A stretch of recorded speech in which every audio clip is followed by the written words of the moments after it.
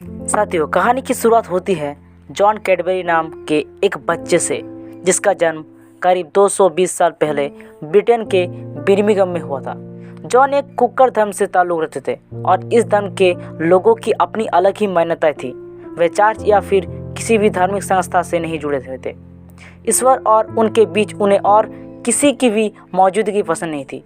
अपनी अलग मान्यता होने की वजह से उन्हें समाज में अलग नज़रिए से देखा जाता था। ना ही उन्हें किसी अच्छे स्कूल में दाखिला मिलता और ना ही उन्हें कोई अच्छी जॉब मिल पाती। यहाँ तक कि वह सेना में भी नहीं जा सकता था। उसके पास बचा कुचा सिर्फ एक ही ऑप्शन था, अपना खुद का बिजनेस करना। इसलिए अपने धर्म के स्कूल में पढ़ाई करने के बाद जॉन कैडबरी अपनी पॉकेट मनी के लिए एक कॉफ़ी शॉप पर काम करने लगे और फिर आगे चलकर 1826 में उन्होंने अपना खुद का दुकान खोला, जहां कॉफ़ी, चाय और चॉकलेट बेचा करते थे।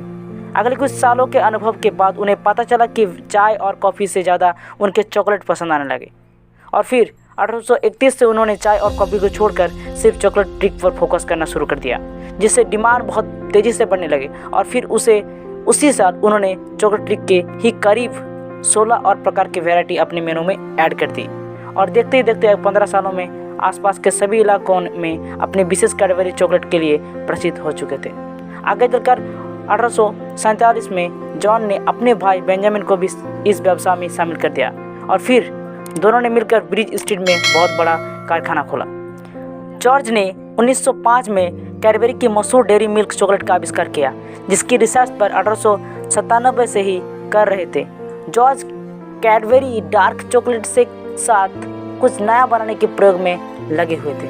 उन्होंने चॉकलेट पाउडर में भी चीनी और दूध मिलाई और जब इसके मिक्सर को चखा गया तो इसमें कमाल का स्वाद था और जब इससे सुखाकर चखा गया तो स्वाद और भी ज़बरदस्त हो गया।